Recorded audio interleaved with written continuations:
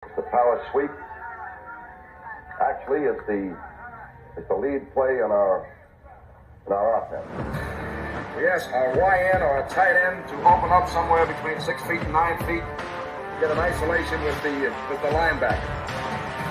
You tell the tackle to take the defensive end if he's over him. If he's not, to drive down on the first man to his inside. If the YN has the linebacker taken out, he cuts inside. If the YN has the linebacker in, he comes all the way around. If you look at this play, what we're trying to get is a seal here and a seal here. Try to run this play in the alley.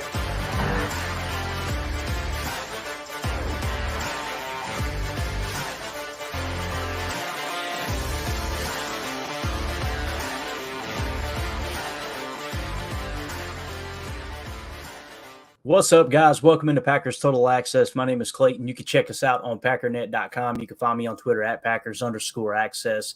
Email us, PackersTotalAccess@gmail.com. Text us 865-658-5824. Join alongside my partner in crime here, Mr. Tim, live in Green Bay, Wisconsin. How you doing, Tim? Man, happy to be here, man. Ready to talk a little Packers. Always happy. Part of the day, man. Even when you're not happy to be here, Tim's happy to be here. That's just the way it goes, man. I love it. I know we got Emilio going to be joining us here in a minute.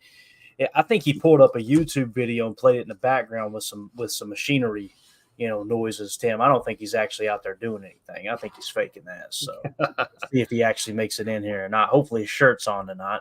I will say that. You never know what that knucklehead's going to do jumping on the show. But yeah, I know the chat is lit up already. We got Omer in the house. Got a lot on his mind. We got M. Smitty. We got Chewy. We got Boz. Let's see who else in here, man. Omer lighting it up, of course. My man got a new profile pic. You ready to show that off? I love it, dude. Chris in the house. Let's see.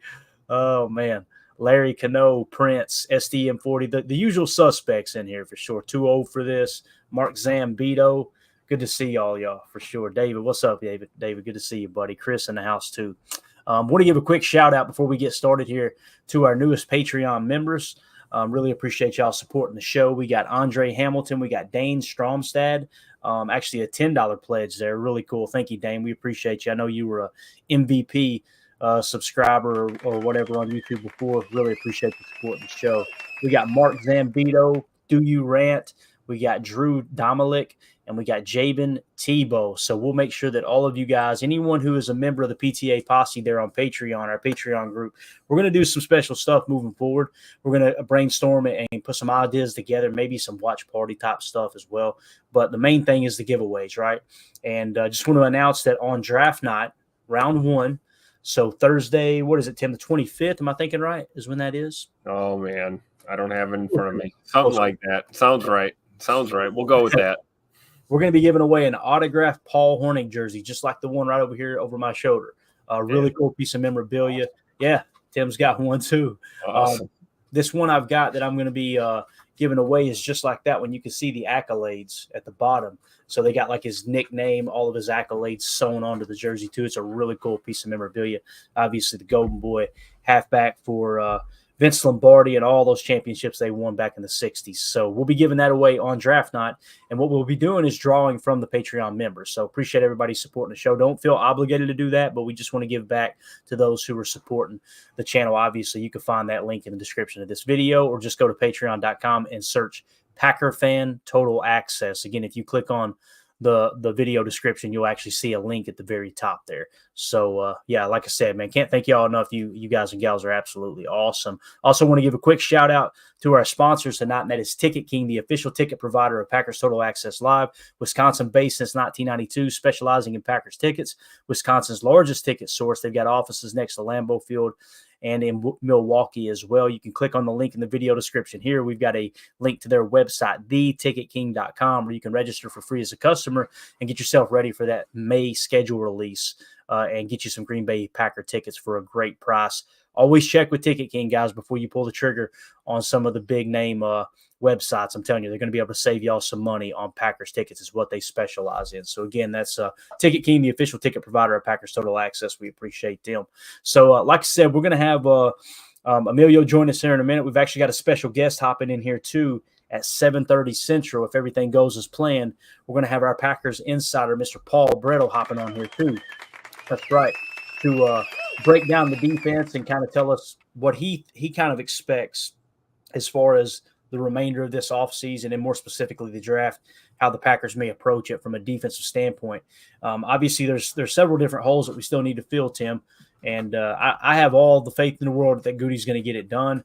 I know it seems like every time Rudy Ford's name gets mentioned, my name gets tagged in the tweet too, because I am the president of the Rudy Ford fan club.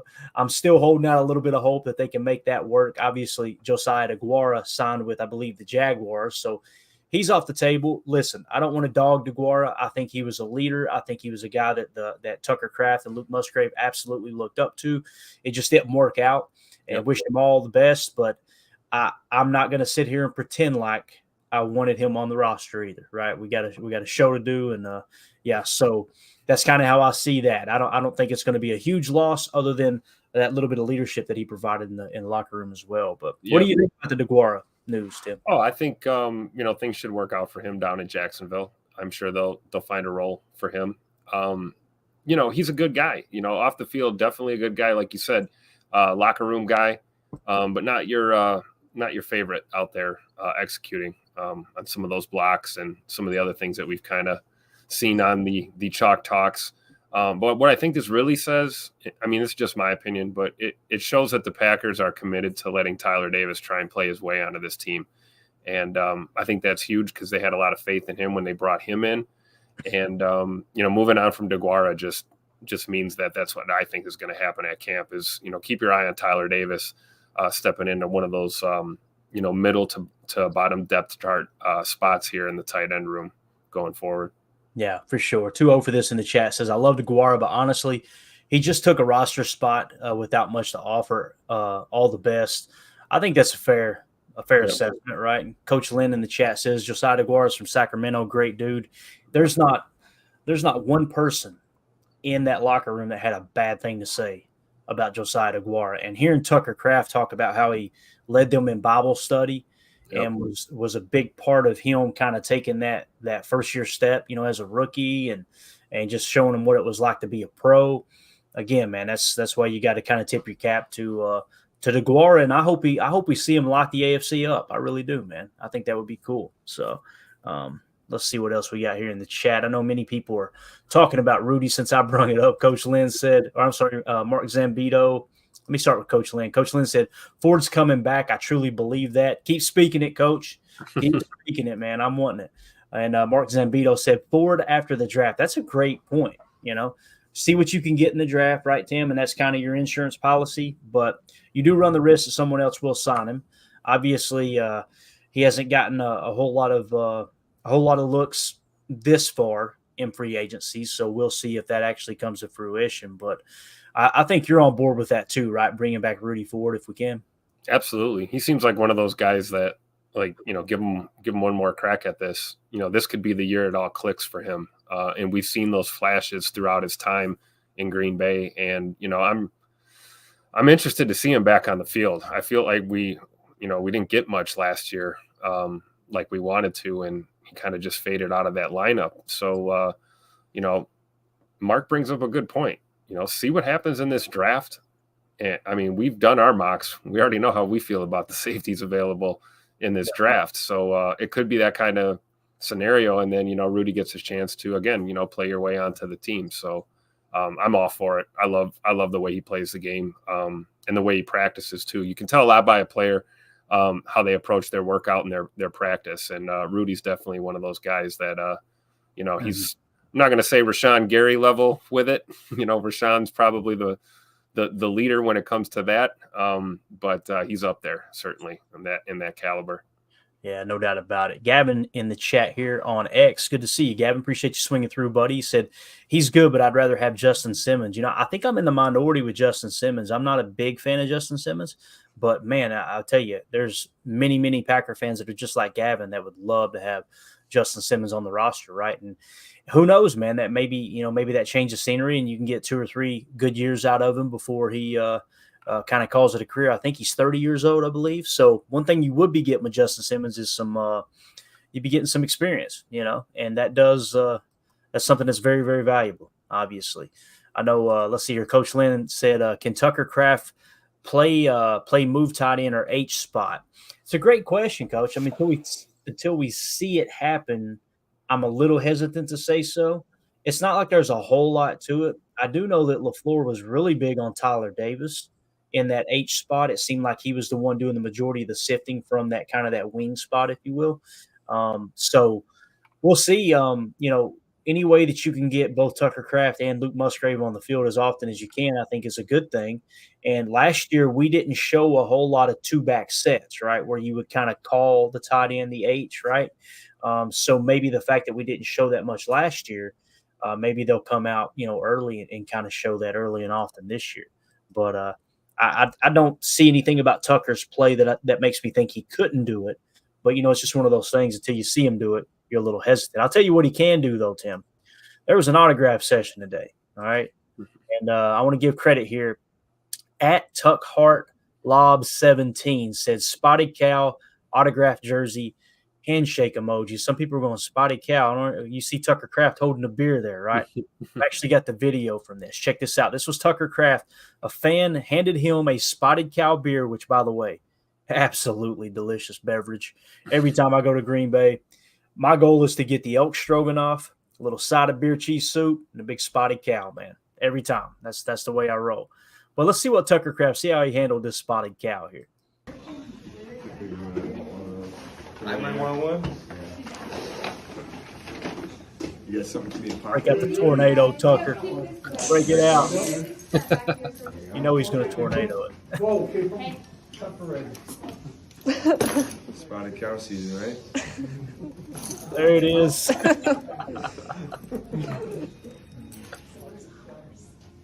I guess it was much needed. I was thirsty. Is there another man that fits the Green Bay Packers better than Tucker Kraft, Tim? I don't know. If there is, do we want to meet him? Yeah, right. I don't know if I want to meet that guy. No. In all seriousness, though, that's he's Wisconsin's own for all intents and purposes right now. I don't know if he's on Bakhtiari level there with the beer chug, but he has a little tornado technique.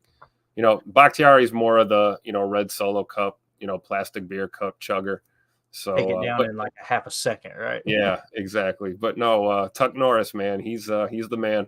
I would not get in a beer chugging contest with Tucker Kraft anytime soon at all. It's funny too because David Bakhtiari was obviously the beer chugger of the team, right? We all know that. He held that. He wore that title with pride, and then he and Tucker entered that contest last offseason, right? The chugging contest. I can't remember if it was Barstool or whoever it was that put it on. I think it was in Germany. Was that where it was? I think it was, yeah. So wherever it was, obviously Bach is gone now, and he's passed that torch along to Tucker Kraft. So I think Tucker Kraft is officially the beer chugger of the Green Bay Packers now that Bach is gone. So it was just cool to see those two kind of bonding the way they did there, And Tucker, man, on the field, God, what a blast to watch, man. Just an absolute blast to watch.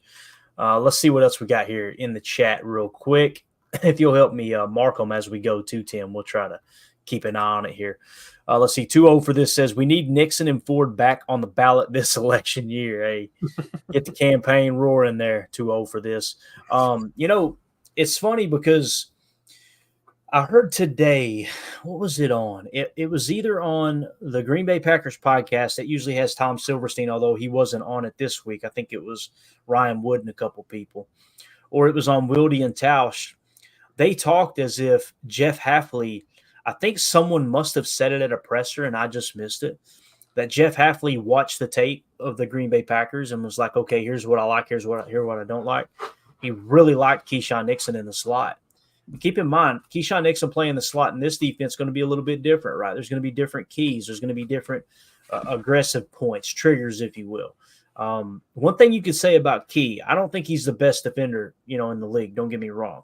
I think he graded out somewhere around 60, which isn't horrible, but he's going to play aggressive. There's no hesitation in Keyshawn Nixon's game, right? Yep. So I would love to see him kind of come in and really grab a hold of that slot role and just perform at a little bit different level. Keep in mind, that was the first year he had ever played slot, to the best of my knowledge, to at least significant snaps. He ended up picking off Patrick Mahomes Remember that game against the Chiefs? That was a big play there. If I remember correctly, it was Keyshawn. So I don't know. How do you feel about it, Tim? Obviously, we're going to still kind of comb through the draft and potentially draft the slot, whether it's Cooper DeJean or one of these safety hybrid types, right? Like a Javon Bullard or someone like that. But how do you feel about Keyshawn Nixon starting in the slot, man? Preparation beats talent every time. And like you said, maybe he's not the best slot corner in the NFL. But Keyshawn is a guy that doesn't take plays off. He's not a guy you see very often looking lost out there. We've caught a couple guys with their pants down on film last season.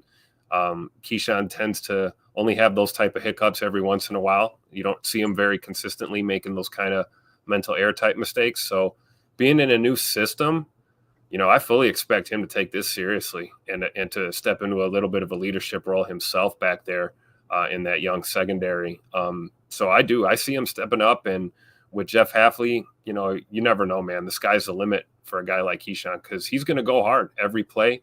And, he's one of those guys you wish you had, 9 or 10 more of those guys on your team. Yeah. But, realistically, they don't grow on trees. So we're appreciative of what we have there. And, if anything, it's going to make that slot cornerback competition very interesting because it's Keyshawn's job to lose. And I don't see him giving it up very easily. So it'll be fun to see how this develops. Yeah, definitely. Ron Samble in the chat said Nixon's sack on Dak was awesome also. That sack was phenomenal. Dak kind of rolls out and thinks, okay, I've got time. I'm either going to throw it away. I'm going to let someone kind of, run a scramble drill with me here. And Keyshawn wasted no time. I remember us breaking that down on Chalk Talk. And, he shot his shot and hit home. You could tell Dak getting up off the turf, too, was like, what the heck just happened, right? Because of that aggressiveness that Keyshawn showed, for sure. Maybe he takes a huge jump this year, man. I think so. Everything seems to be lining up that way for him, you know? Definitely.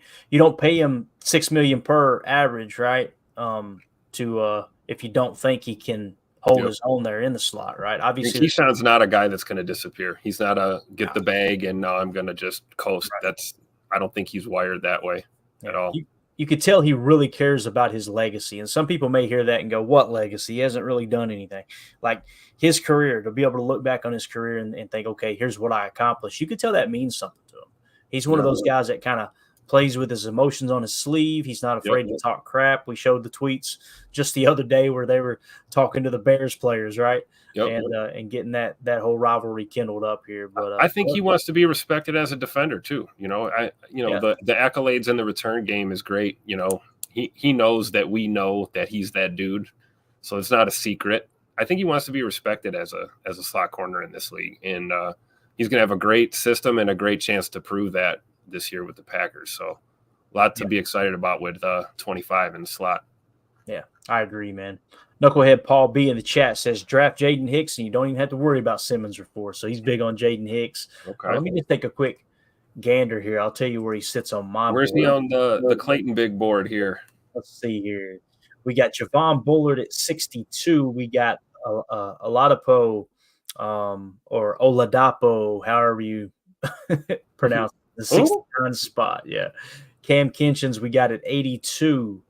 Kalen Bullock, we've got at 102. So Mustafa, we got at 121. Tyquise Smith at 127. These are all safeties, by the way. Jaden Hicks, I've got at 151. And the only thing that really brought his grade down, Paul, is his 2022 PFF grade. So kind of had a down year's 2022 season. This year bounced back a touch. Obviously he was sitting when the season ended. He was sitting on the draft board, according to PFF, around the 160 spot. But then he came in on the consensus big board at year's end at 103. And then what's really cool is the 33rd team agrees with you, Paul. They've got him in the 75 spot. So much higher than where I have him. Again, I've got him in the 151 spot currently. So finally excited to get this board done. We're coming down the stretch here. I should be able to button it up here real soon. But, it's I love building the board, though, man. It's so much fun every year. You just learn so much about the prospects, constantly adjusting and reading up on them and everything. It's just a way to kind of force you to learn your craft a little bit. It's an absolute blast, man. No doubt about it. Let's see here. 2-0 for this in the chat said he says, I say it's 65% that old Ford is back. 65%. 65%. That's what so people are going, why the awkward silence? Every time we hit it at the same time, and it freezes it. I love it. Absolutely love it. Oh, man. Let's see what else we got here. And man, the chat is lit up. Good to see everybody in here. We got some folks from Rumble. We got folks from X. Everybody in here, man. This is absolutely awesome. Let's see here. A lot of people interested in talking about the safety room, which is kind of cool because we're going to talk a little defense with Paul Brettel here in a minute. Let's see here what else we got. Charles in the chat. Charles Reimer says, do you think Hafley didn't like the other unsigned safeties, Ford, et cetera? I think that's very realistic. Don't you, Tim? Like he may come in and watch the tape and said, yeah, nothing special there with Rudy. Let's see what else we can get, right? Let's see if we can improve. That could definitely be the case, right?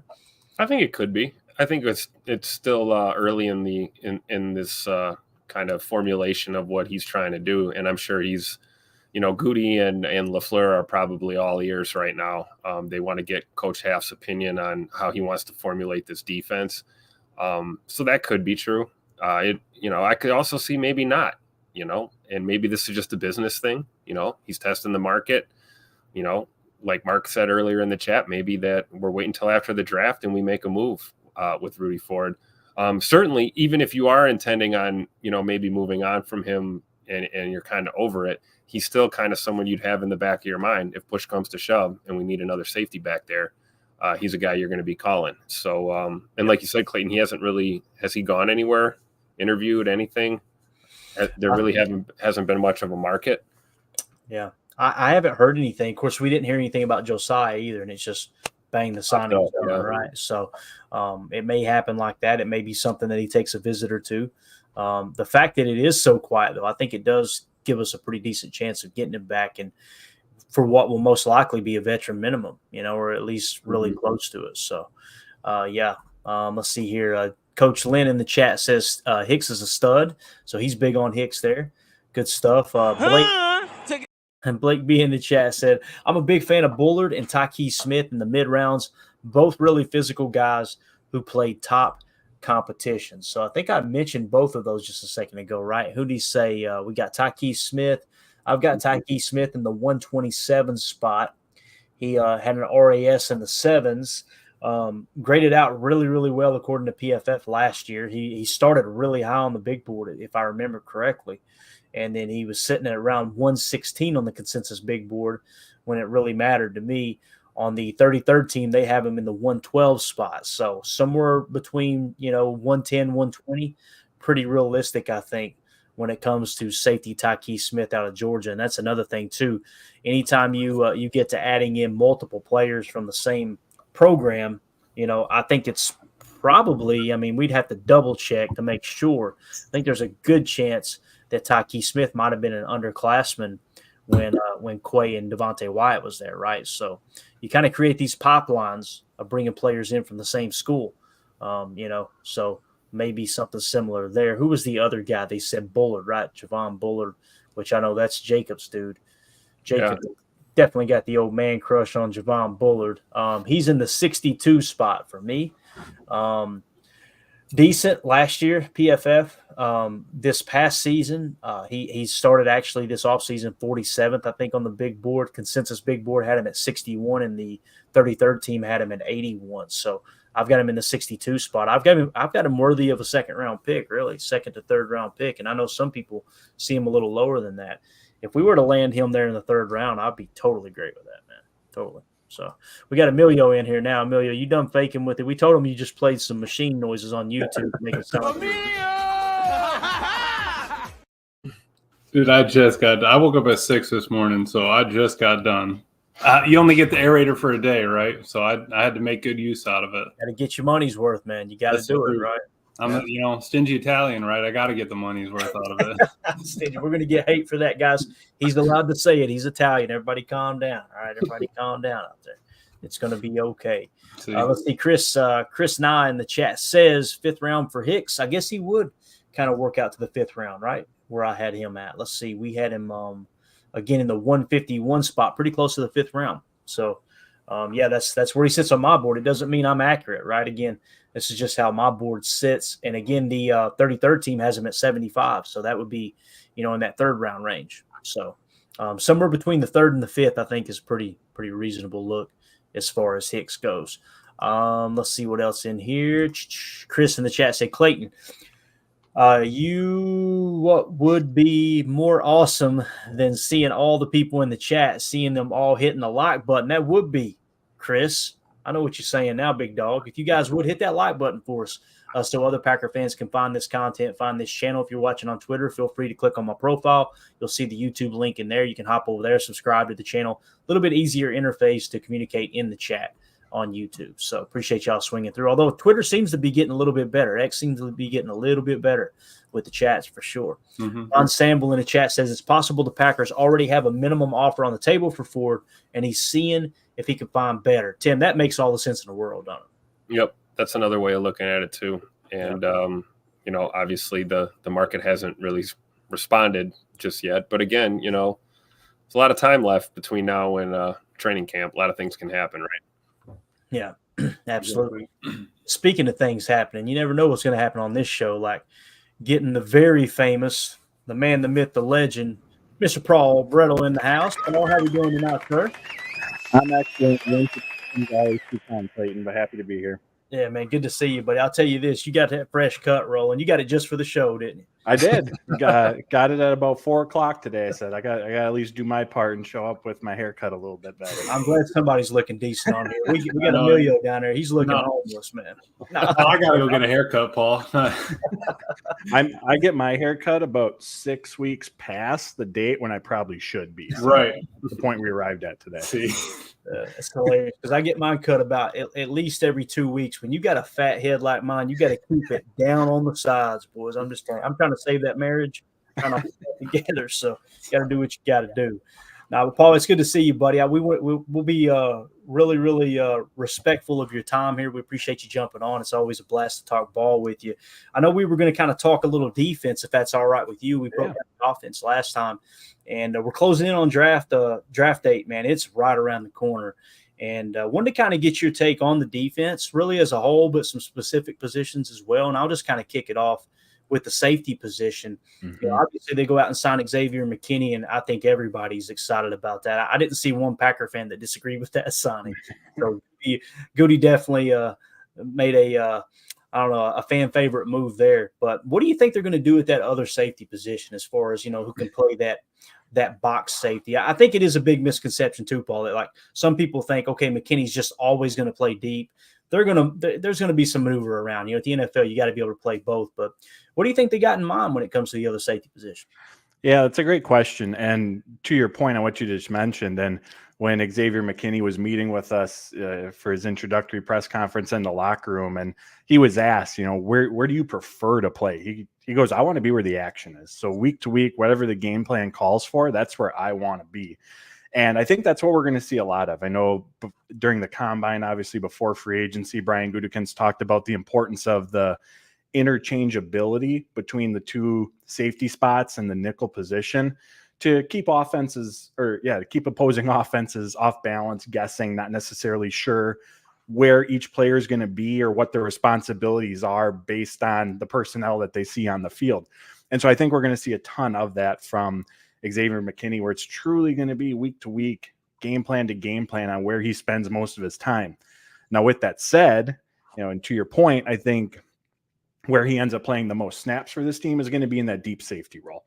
I think we're all anticipating more cover one under Jeff Hafley, but also in terms of just the value that Xavier McKinney can bring to the defense, that's where his impact's going to be felt the most. And one of the words that I've used to describe him in various articles is a force multiplier, because we've talked about, we've heard about what he brings to the table, that diverse skill set. And as Jeff Hafley was going through and describing what his perfect safety was, you can go through and look at Xavier McKinney and check the box, just kind of going down that line. But that interchangeability that he brings is going to be such an important part of that as well. And as we look at that box safety position, obviously that's one of the or that is kind of the big role that they have to fill. And so I think they could go a few different routes with that. Obviously, they're going to draft someone in the draft, because even with the addition of McKinney, like this safety room is still very thin. I believe it's Benny Sapp, Zane Anderson, and Anthony Johnson Jr. are currently making up that safety room. Benny Sapp, Zane Anderson, they're special teams guys if they're on the roster. Anthony Johnson Jr., you hope that he can take a step forward in year 2, but if you're Brian Gutekunst, that's not something you're banking on. Like if that happens over the summer and into the season, that's just a bonus. But you're not banking on your year 2 7th round pick who's played, I think, less than 250 snaps last year to be that guy for you. So they're going to have to absolutely add to that position group.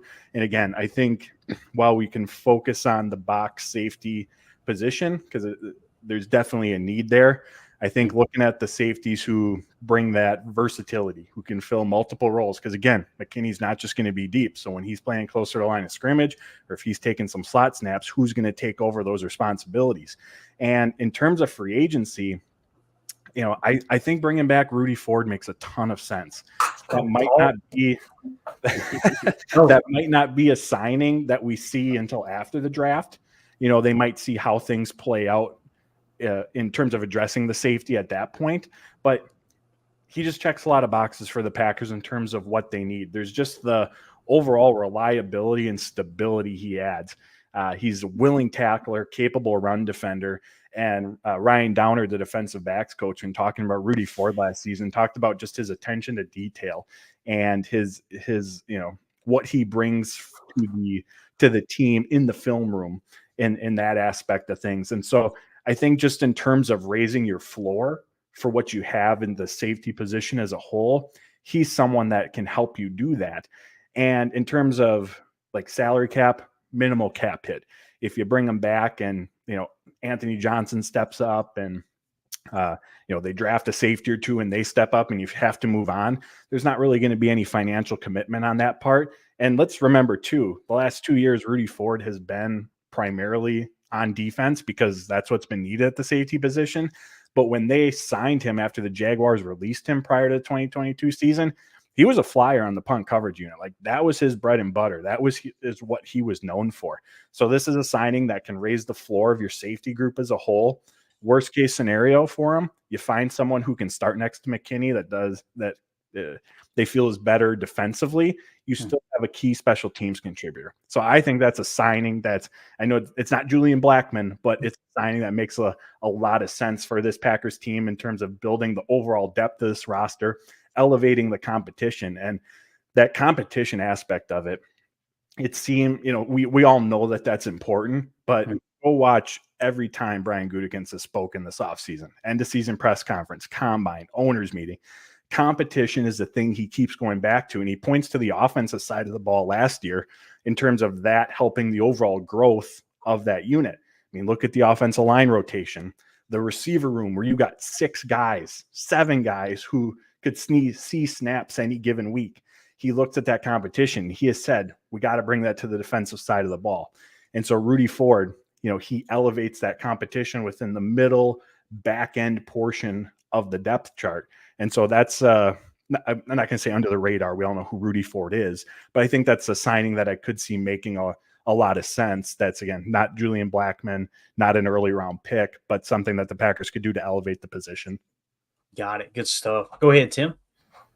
Oh, hey, Paul. Just a quick question moving on to middle linebacker, inside linebacker. So Quay Walker, Zay McDuffie, and I guess is my question.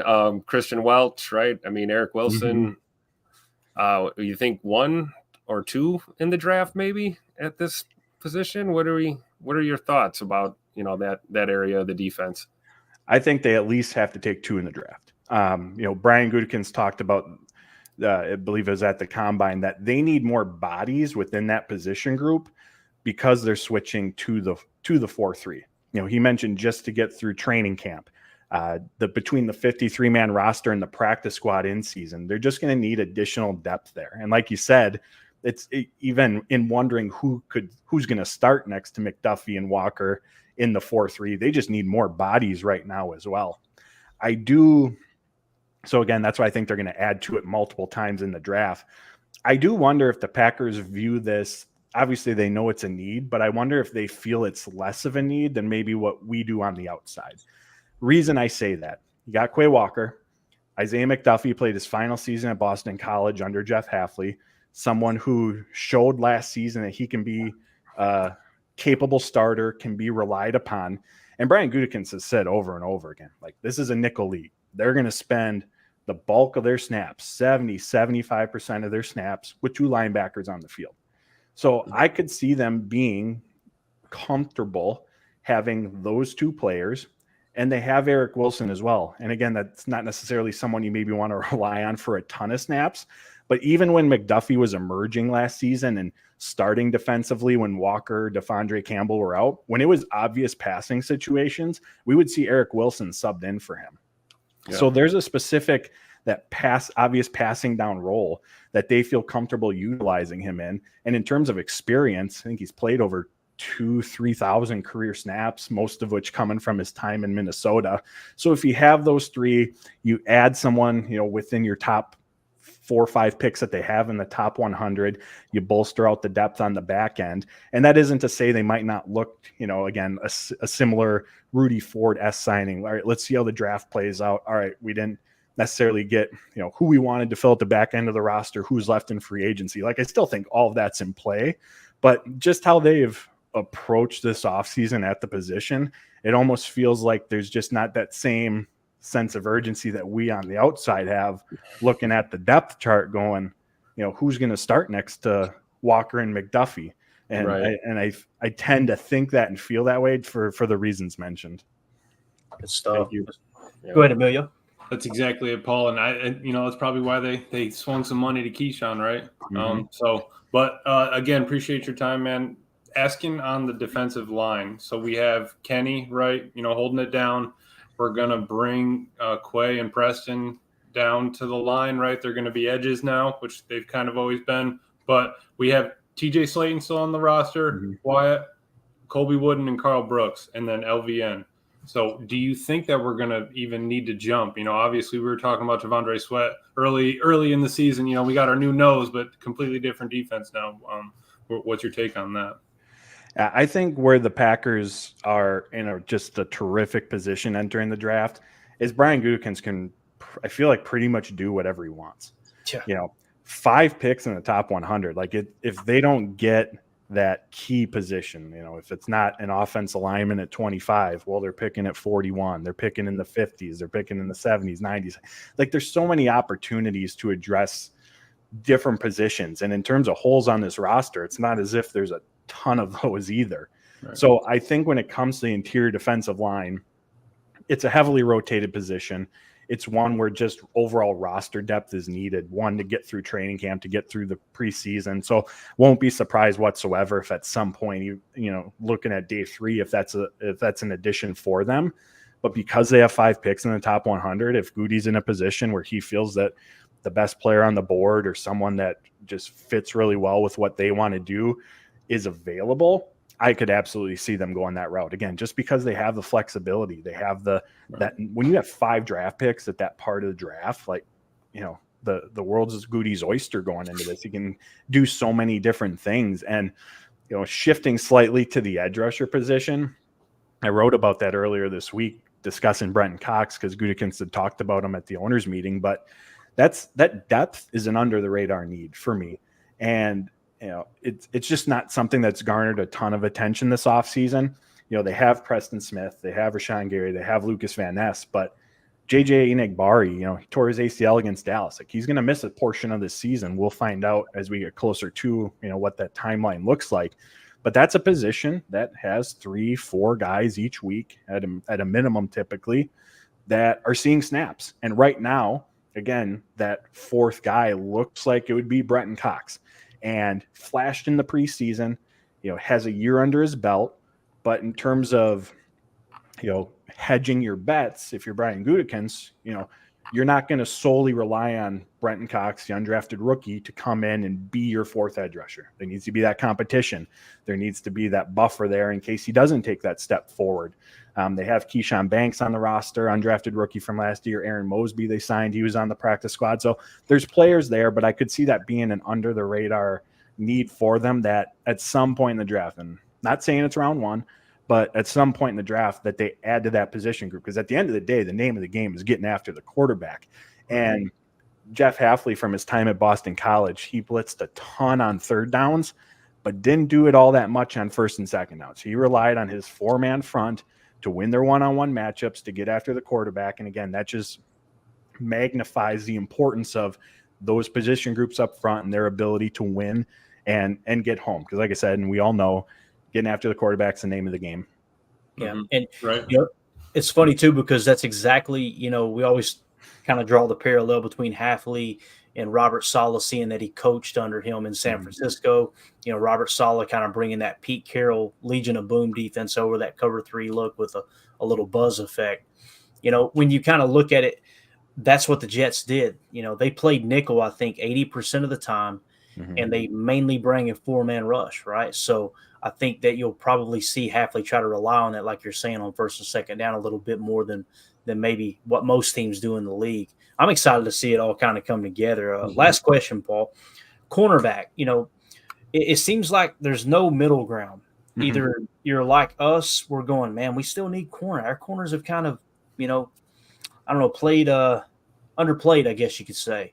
Then you've got other people on the opposite side. It's like, we've got Eric Stokes. We're fine. We're loaded at corner. We're fine at corner. How do you feel about the cornerback position? Set it straight here for us, because I really do feel like we could use another boundary corner, especially if you look up at the horizontal board on draft night there on Thursday night, and the best player available is just a stud corner. I feel like you got to pull the trigger there. How do you feel about corner? Yeah, I tend to be in that group as well. And again, on paper, if you went into the season with Jair, Carrington, and Eric Stokes as your top 3 boundary cornerbacks, like, you're in good shape. You should be anyways. But we can't sit here and say for certain that we know what to expect from Eric Stokes, because nobody does. One, because of just the amount of time he missed last year, but those first 8-9 games prior to his injury in 2022, did not go well.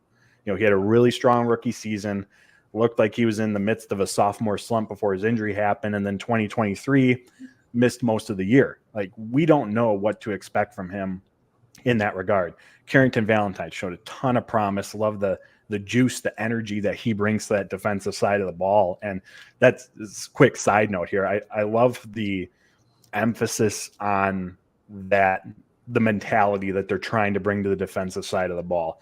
They talked about that with Jeff Hafley and the energy, and part of kind of revamping the defensive position coaches this year, they were trying to do that, bring that juice. Matt LaFleur said, I think, something to the effect of how can we expect our players to go out there with all this energy if we as a coaching staff aren't bringing that as well? So I love that mindset. And even in choosing Jeff Hafley as the defensive coordinator, LaFleur said, look, we just wanted the right guy, and he happens to run a 4-3. Matt LaFleur didn't set out and say, I got to run a 4-3 now because the 3-4 hasn't worked for us. They got the right guy in there. And so, again, I love that mindset, that mentality that they're trying to bring to that side of the ball. And Jair, Carrington Valentine, they got that juice, that swagger that you want at the cornerback position. But again, 7th-round rookie coming into his second season. Again, they should be in good shape, but you don't know for certain either. And that's a premier position, one of the most important positions in the game. And even with Keyshawn Nixon in the middle there, I don't think re-signing him should stop them from, if they feel that they find the right nickel corner in this draft, and there are a few options available, that should stop them from trying to upgrade that position. And again, elevate the competition for it. So it's, Gutekunst at the NFL owners meeting talked about how he feels that they're in pretty good shape there. And they got Corey Ballantyne on the back end. So I definitely see how this, one side versus the other in terms of the cornerback position is forming. But if it were me, because of the importance of it, just because of some of the uncertainty, that's the unknowns that are currently there. Again, if the right player is available, 100% make that selection. But it's not a position either. I'll say this. They're in better shape right now as I view it than what I thought 2 months ago. 2 months ago, I thought this was a way bigger need than where they're at now. And I think a lot of that was bringing back Keyshawn Nixon to at least, again, that just raises the floor of your nickel position. It does. Not to say you can't upgrade it, but that just elevates it right there. And now going into the draft, like if they didn't add a specific nickel, like it's no longer a must and no longer a have to. Even bringing back Corey Ballantyne, like if he's your fifth cornerback, like I feel like you're in pretty good shape in terms of that room right now because of what we saw from him last season. Yeah, I completely agree. When you said Ballantyne, I know I'm in the minority amongst Packer fans. I feel like Ballantyne has shown more promise personally than Stokes has, and then Ballantyne has. And I'm a Kentucky fan, so I want Ballantyne to pan out more than anyone. But I just feel like if you don't believe me, go watch the Minnesota tape last year and watch Ballantyne on JJ, on Justin Jefferson. It was pretty impressive. Now, I'm not saying he can play like that week in and week out, but I agree with you. If he ends up being your fifth corner, you're in pretty good shape there. So last question. I'm kind of putting you on the spot here, Paul. Do you have a defensive draft crush for the first round that you think, okay, there's a chance he may be there for the Packers? Who's the first name that comes to mind when you think defense, 25th pick for the Green Bay Packers? That's a great question. You know, as I've been going through this and doing my research and putting my articles together, I keep going back to the offensive side of the ball at that 25th pick, because there's just that, you know, the guys that you really like, you know, like a Quinion Mitchell, of course, you know, guys like that, like, well, they're not going to be there. Right. And then there's like your Edgerrin Cooper at linebacker, and you're like, is that a little too rich for drafting him at 25th overall? And so, you know, looking at like the edge rusher position, like I feel like positional value wise, like that could be a sweet spot at the 25th pick. And Latu from UCLA is one of the players that comes to mind. There's not unknowns, but uncertainty, you know, with the injury history with him. But man, just in terms of like overall talent at that edge rusher position in this year's class, like he is up there. And again, not sure what the injury situation is and if that would, you know, drop him back to the Packers at 25. But that's why, and again, we were just talking about the need for depth, but it's not like a pressing need by any means. So that would absolutely be Packers finding themselves in a best player available situation. You know, Kool-Aid McKinstry, you know, if I know he had a really good pro day, not sure if that vaults him out of the Packers range, but that's another player who comes to mind. But again, we just talked about it. Cornerback, edge rusher, those aren't the pressing needs that we see at safety, that we see at the linebacker position. But I'm struggling from a who's available positional value standpoint to see, is that a position that they should be taking at that spot, especially, again, going back to the amount of draft capital that they have with 5 picks in the top 100. Absolutely. I love it, Paul. I really appreciate you dropping in, man. It's always a blast talking with you. Appreciate you answering the questions. Definitely coming away with more information here. And you plan on doing any mock drafts, or do you kind of stay away from that stuff? No, I usually do 1 or 2 once we get up right close to it. I'll when it actually matters, right? Nice. Yeah. I'm still in admittedly I'm still in the info data collecting phase of this as well. But I will say, did you guys see Graham Barton's pro day numbers today? How'd they look? Oh, out of this world. So our conversation last week looked about 25, looks a lot more spot on right now. Nice. Let's go. Good stuff. The pick last year of Lucas Van Ness, like that just felt very Packersy. This feels to me very Packersy. Checks those Packers boxes. All that versatility. Oh my gosh, man. It'd be absolutely awesome. We appreciate you, Paul. You're the man. Thank you so much for hopping on with us. Thank you, guys. Take care. Appreciate it as always. Appreciate it, Paul. Thanks, Paul. You guys follow him at Paul_Brettel on X. Also check out his work over at Packers Wire. One of, if not the best writers right now for Packers fans. He's just absolutely awesome. So I always appreciate his time. And that was a ton of info, was it not, fellas? Ooh. Yeah.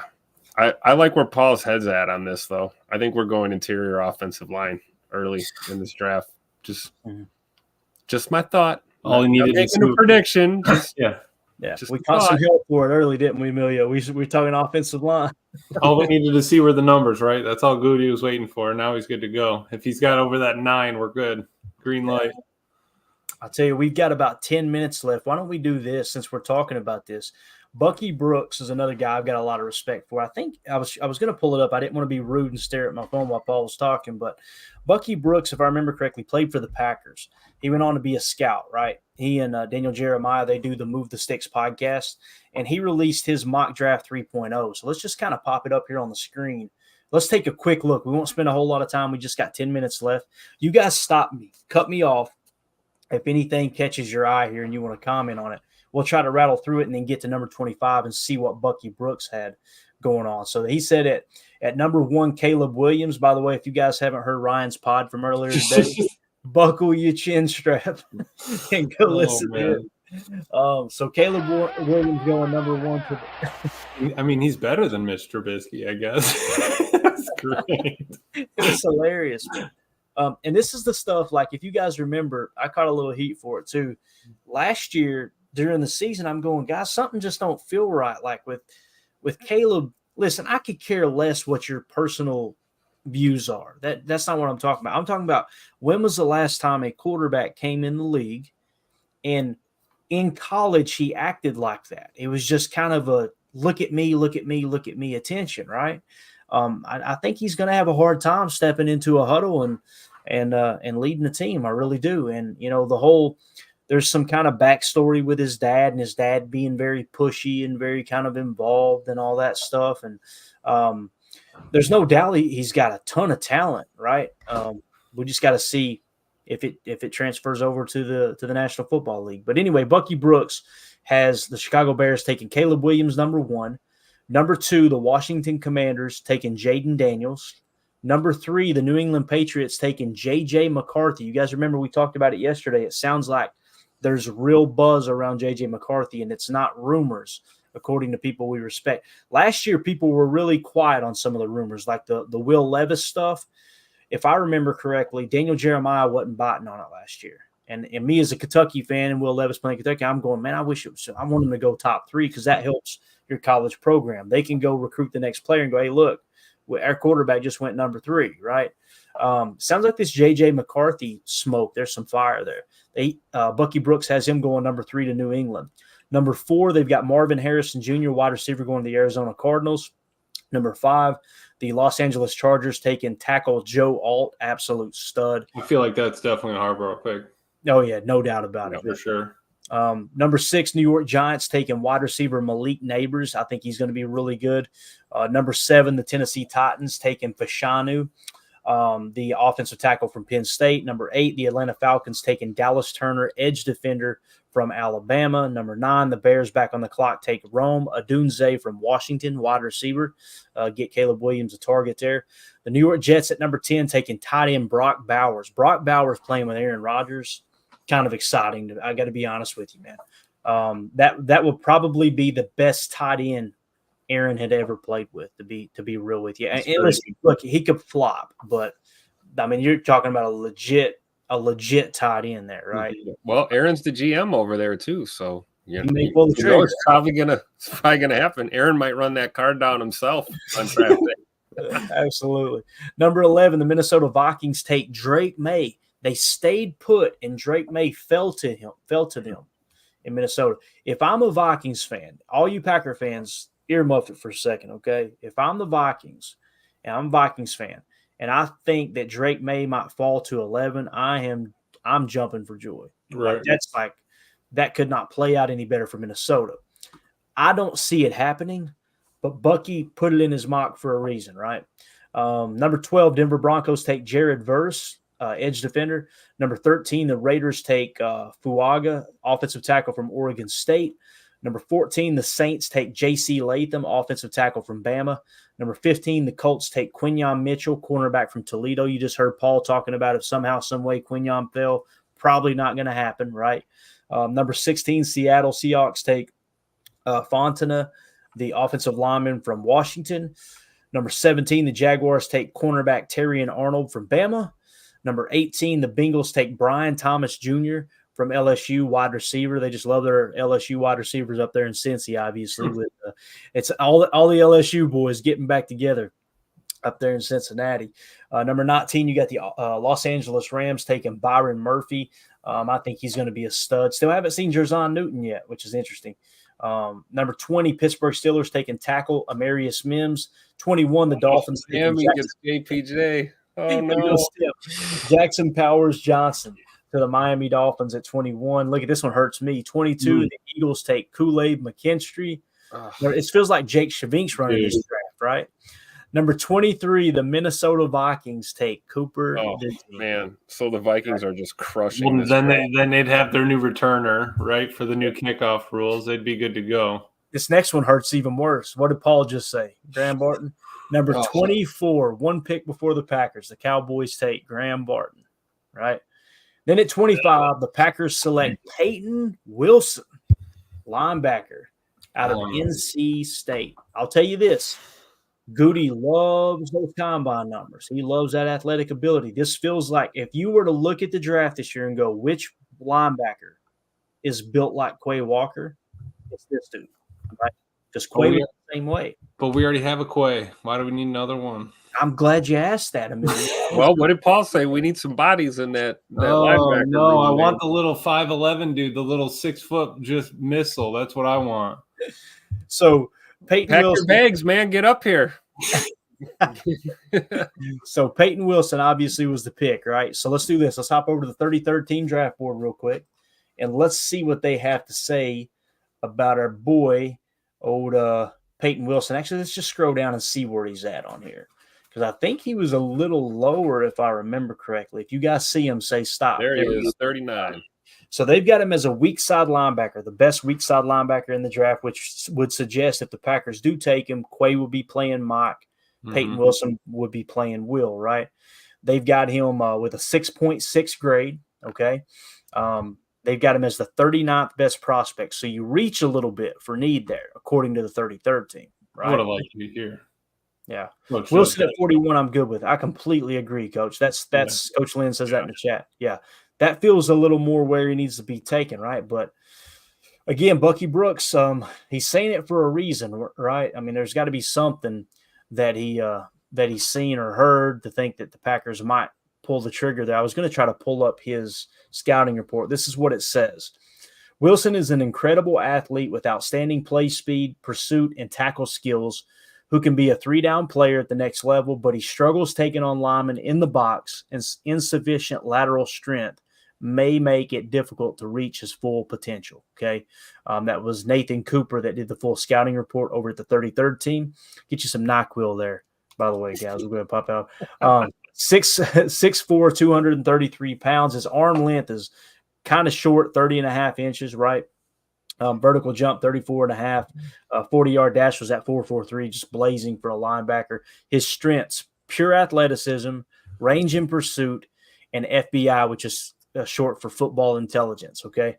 Weakness, taking on and shedding bigger blockers, lateral strength, and extensive injury history. Those are the negatives, okay? So just wanted to kind of lay that out there. That's what Bucky Brooks said as far as his latest mock draft. Again, I'm sure they'll do a couple more before the draft hits. Just to kind of get a glance here of where I have Peyton Wilson to give you guys an idea on my board. I've got Junior Colson as the top linebacker at 50, right? Then I've got Peyton Wilson at 63. So that would be a mega reach according to my board, but it doesn't mean my board is right. You know, again, the 33rd team has him in the 39 spot, so not quite as bad of a reach. He did grade out as the 6th best. I believe he was 6 in 2023 as far as the PFF grade. And the consensus big board had him at 82. I've got him at 63. When I say at 82, they had him at 82 at the end of the year. So it kind of shows you how the combine has jumped him 20 spots, you know, as far as kind of in the and PFF has him ranked 26 on their board. There I mean, go. he was 89.9 PFF grade last year, the 6th out of 776 linebackers. Like, I don't have a problem with the size, the speed. You know, he plays fast. I liked him when I watched him play college football. I just don't know if that's exactly what Havley is going to be looking for. Obviously, we need a weak side, but do we need a tall weak side that can fly around, or do we need a thumper that can still fly around? I know the will, Tim, in this defense, since Emilio kind of brung it up, everything I've read in this Pete Carroll style 4-3 defense, you want your will backer to be athletic.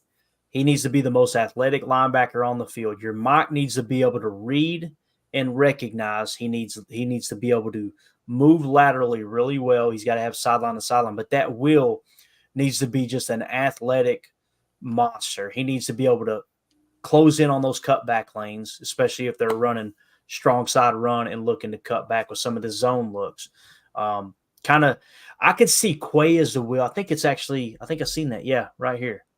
Quay is our Coach Lynn says Quay is our will moving forward. I think I want to agree with that, because when you talk about the will being the most athletic linebacker, that kind of makes sense, right? That's Quay right now. Yeah. And if you look at that scouting report, right, what was one of the positives to a Peyton Wilson if we were to take him? FBI, right? Football intelligence. That's what you need in your mock. Maybe they'll get them in camp or get them in these early sessions as soon as the draft's over and go, okay, which one do we think is mentally more prepared to kind of play the mock, right? You think if Quay goes to the will, he'd still have the green dot?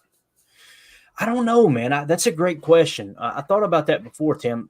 I believe the mock always wears the green dot for the most part. And you guys seen when Quay started wearing the green dot last year, we were thinking, well, that's interesting. That's the first time I've seen someone that wasn't the mock wearing the green dot. But then all of a sudden, Quay started playing mock. Mike, yeah. Yeah, so, yeah, we'll see, man. Yeah, God, I would love Colson at the mock. There's no doubt about that. That would be absolutely awesome. Yeah, and going back to Peyton, I mean, he was at 85 roughly February 3rd, drafting, and now he spiked to 26, 25, 26, and then roughly around 30 now, which is crazy, man. They haven't played nothing, and all that changes, and yeah. And some people are going, okay, well, what did he do in 2022? He was the 287th graded linebacker. Mm-hmm. Like, if you were to ask me, like, pick one of these linebackers, which one do you think is most likely to bust? I'm telling you, it'd be Peyton Wilson. I'm not trying to be a negative Nancy over here, but the grade was low last year, right?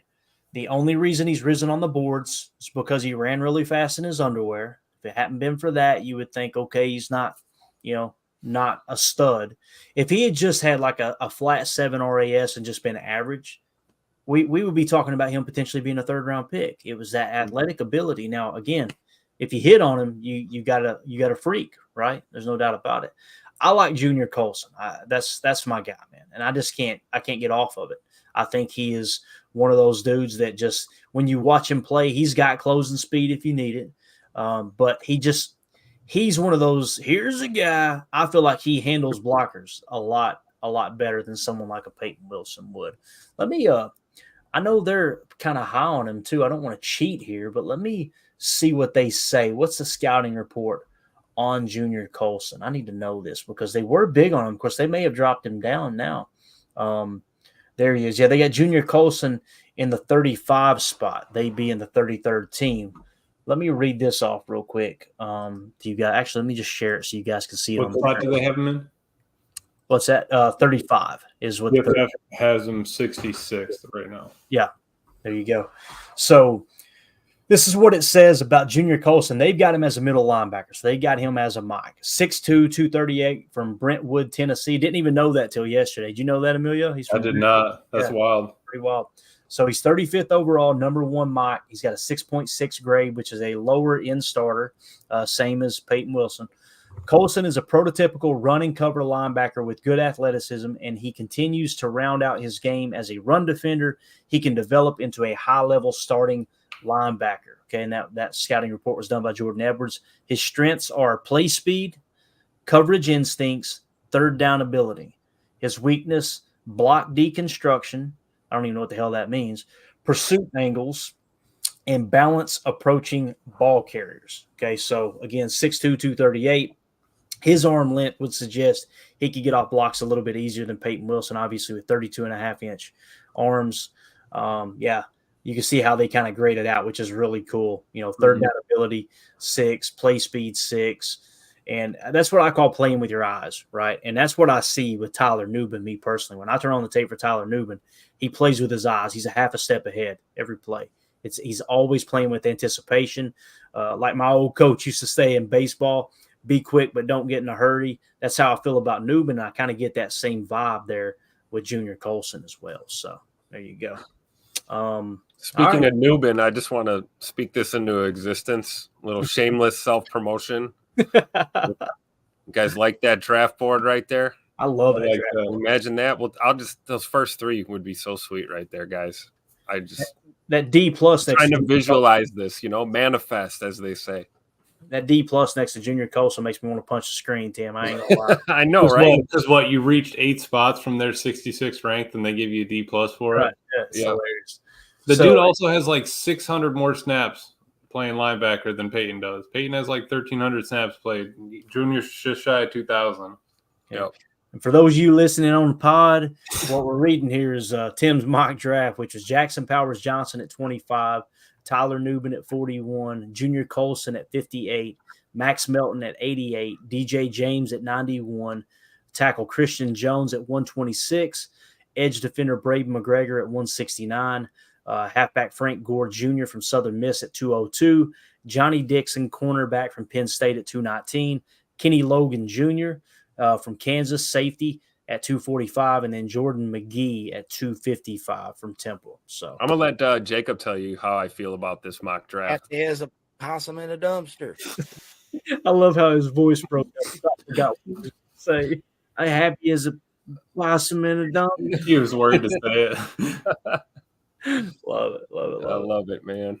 I hope I get 1 or 2 of these picks. That would be great, right? Like each of us, all these mocks that we've done, right? We each get a couple of our picks on there. Yeah. Make us feel like we're GMs, Yeah. Make us feel like we're not the losers that we actually are, right? So, you guys got anything else before we wrap up here? Hit the like button. Yeah, hit that like button. Like button, man. Help the algorithm help us a little. Definitely. What about you, Emilio? Nothing. I don't know. The only other thing that I was thinking about what Paul was saying when I was asking him on the D line was, dude, imagine Hafley just rotating them a lot, keeping them extra fresh, like 110% every play you're out there. If you're at 95, get out. I'm on a sub. Right. Like, could you imagine that kind of a front four? That would be absolutely wild. Yeah, no doubt, man. All right, let's get out of here, man. Probably won't be a show tomorrow. It's usually date night, but if something falls through, I know we got to get ready for Easter. We're going to have like 60 people here at the house on Sunday or something. Nice. I'm going to be out there smoking ribs all day, and what a life we live, complaining about hanging out by the smoke or having a daddy soda, smoking some ribs. Right? It's just horrible here in this. You got to do a good Friday date night, though, right? Hi, I'm Date Mike. Nice to meet me. I think we probably do. So just again, want to give a quick shout out to the members of the Patreon group, the PTA Posse. Appreciate y'all jumping over there. The newest members here, we got Andre Hamilton, Dane Stromstad. We've got Mark Zambito, Do You Rant, Drew Domalik, and Jabin Tebow. Appreciate y'all supporting the channel.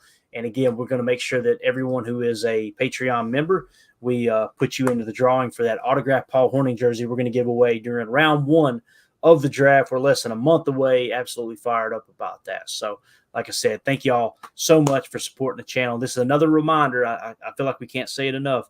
If you were subscribed to the YouTube channel as a member of the PTA Posse on there, just go ahead and cancel that. We're going to shift everything over to Patreon. We don't want you to get hit with that charge if for some reason the channel does come back up active as far as monetization, because at this point, it's just kind of out of our hands. So that's the last thing I want is for you guys to get hit with that, whatever it is, $2.99 charge, whatever. And, it be something that we're not going to move forward with. So we'll just shift it over to Patreon and remove the confusion. So appreciate everybody. I know everybody's reached out and asked how they can support. Sorry, the super chats aren't there anymore. That's okay though. It saves y'all some money, right? So there you go. Look at the positive.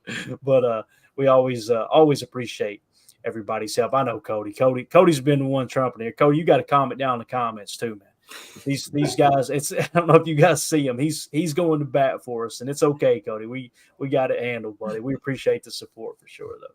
So, all right, we're out of here. For those of you listening on the pod, thank you for making us a part of your day.